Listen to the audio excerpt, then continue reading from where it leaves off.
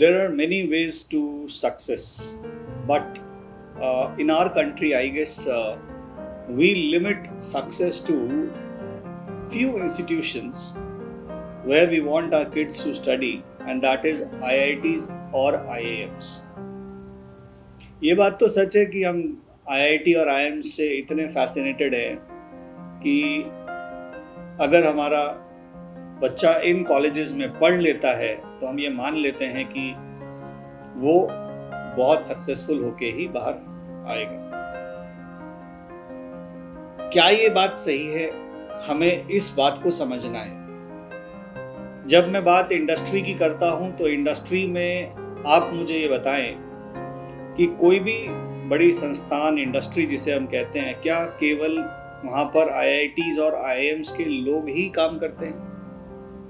जिन बड़ी बड़ी multinational companies की हम बात करते हैं तो मैं मानता हूँ वहाँ पर कुछ IITs या IIMs के लोग हो सकते हैं, लेकिन पूरी इंडस्ट्री, सारे लोग तो ऐसा नहीं है कि IIT या IIM से ही हों। कुछ लोग ऐसे भी हैं जो 5-6 साल स्ट्रगल करके, अलग अलग क्वालिफिकेशंस करके, ग्रेजुएशन करके वो भी वहीं पहुंच जाते हैं जहां IITs और IIMs के लोग होते हैं।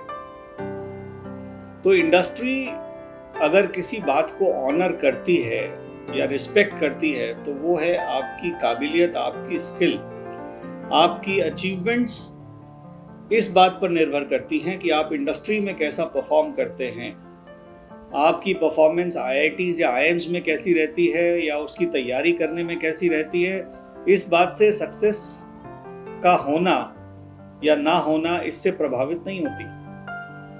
तो हमको ये आदत बदलनी होगी कि हम केवल ये सोचें कि केवल IIT या IIM से ही हम सक्सेसफुल हो सकते हैं। ये बात आपको कोचिंग्स में जब आप बच्चों को डालते हैं क्लास 8 या 9 से ही, आप IIT कोचिंग में या IIMs की कोचिंग में बच्चों को अर्ली एज में ही डाल देते हैं, तो ये बात आपको कोचिंग्स नहीं बताएंगे।